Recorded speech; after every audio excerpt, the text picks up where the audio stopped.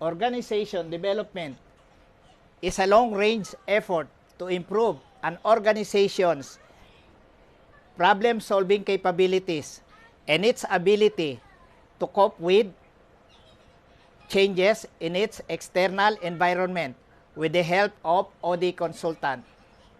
Organization development is relevant among organizations because of the trends in globalization, emergence of technology, and managerial innovations. One of the contributors in organization development is Dr. Kurt Lewins. He introduced the three change process for development: unfreezing, moving, and refreezing. Introducing change in our organization, we have to reduce resistance to change.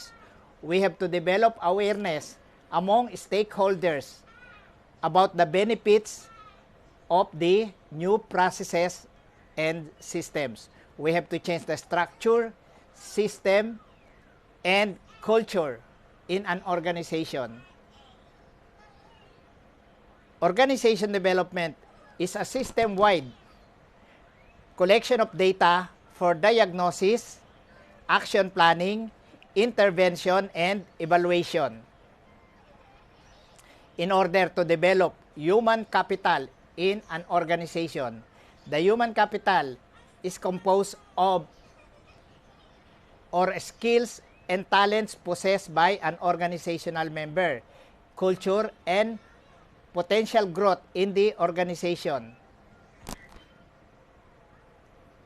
Thank you very much and subscribe.